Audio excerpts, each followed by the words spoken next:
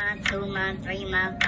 Hit the baby mama when I'm stepping through the door. She's Yeah, I'm pregnant, supposedly 9 months pregnant in the hospital room, dancing with a big belly. South Park goes deeper into Meghan Markle's hidden Hollywood past, and it's way messier than anyone expected. The longer the night went and the more she drank, the more vulgar she became at disclosing Harry's private or intimate little habits. Yep, the show just dug up parts of Meghan's life that she probably hoped everyone had forgotten, from her deal or no deal briefcase days to her perfectly timed rebranding moments that seem to pop up whenever things go south. This time, South Park isn't just poking fun. They're connecting dots between her Hollywood hustle, her sudden royal glow up, and her oh-so-polished Netflix documentaries. I have to start auditioning again. You were on the very famous show Suits. More popular in the States than even Friends, you told us. Yeah. And honestly, it's got everyone asking the same thing. Did Meghan really reinvent herself, or just delete her way to royalty? Because according to South Park, her privacy campaign looks a lot like a PR makeover gone too far. It reflects on you as the mother. Because fine, they're kids, they're running around. Fine, I get that. But you're putting them on social media. Comb the hair, change the diaper, change the... So what exactly did the show uncover? And how deep does this so-called Hollywood past really go?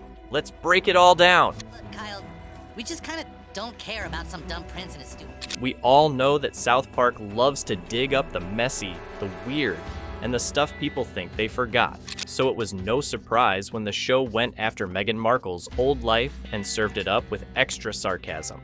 The whole idea is simple. Take a few public clips, sprinkle in rumors and old posts, and then turn them into a loud, funny story that makes you laugh and squirm at the same time. What follows is that kind of tale, told in plain words, easy to read, and with a steady beat from one paragraph to the next. I'll keep things simple. This is the version South Park would roast, not a report that proves anything. Think of it as a satirical rewriting of the wildest bits people have dug up online. I'm sick of hearing about them, but I can't get away from them. They're everywhere in my face. It starts at night, like every good cartoon scandal. In the sketch, Cartman bursts into Stan's room wearing a cheap plastic crown and waving a dusty tape like it's the key to everything. He sticks the tape in an ancient VCR and boom, there's a younger Meghan on screen doing something goofy and human, the kind of thing that looks harmless on its own, but when shown at 3 a.m. with snarky captions, suddenly looks like the origin story of a calculated climb. That's South Park's trick. Take small things, put them under a microscope, crank up the music, and call the result proof. The kids in the show react the same way the internet does, a mix of shock, laughter, and wait, really? That's the whole engine of the episode. From there, the plot rolls. The gang plays amateur detectives. They dig up old clips, a light-hearted TV spot here, a brief acting credit there, an old blog post that now seems oddly staged, and they put them in order like pieces of a puzzle. In the cartoon world, every clip suddenly lines up too neatly. Childhood dreams recorded on a long-forgotten blog, a game show smile, a few acting classes, Instagram moments that read like practice runs for a bigger stage. The joke the show makes is that these ordinary things, when stacked together and pointed at the right time, look like a plan rather than a path. That's fun to watch and easy to mock, because we all understand ambition and we all know how people edit their lives to look a certain way. Online to see what was new with Uncle Harry and Auntie Meghan, and I couldn't find a thing. I would have thought she'd have at least popped up in a tampon. The piece keeps going, and the satire gets sharper. The boys find a teenage photo in front of a famous palace, a lifestyle blog full of glossy posts, and an old vlog where tears and staged sincerity are on full display. The show frames these as steps in a long script: publicity, networking, repositioning. It's less about the facts and more about the idea that image is crafted.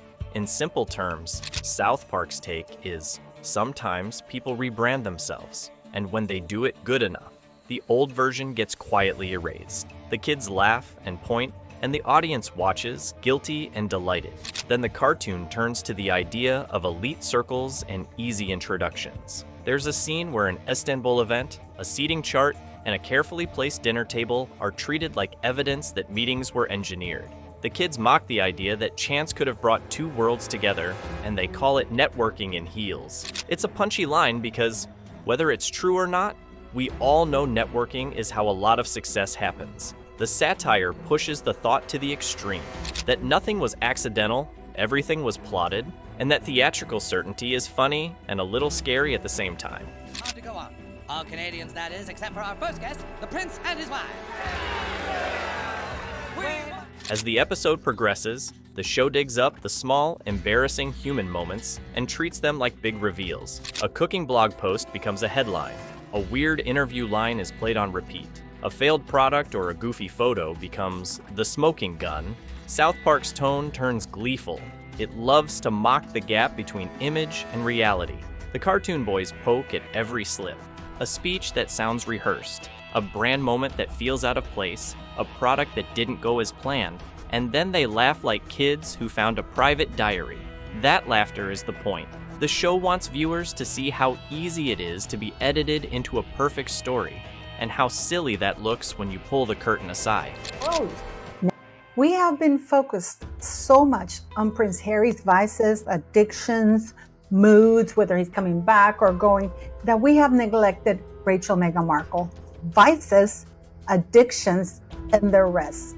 There's a big moment in the story where the kids find a cached page, an old version of a public profile that lists credits and titles differently than today.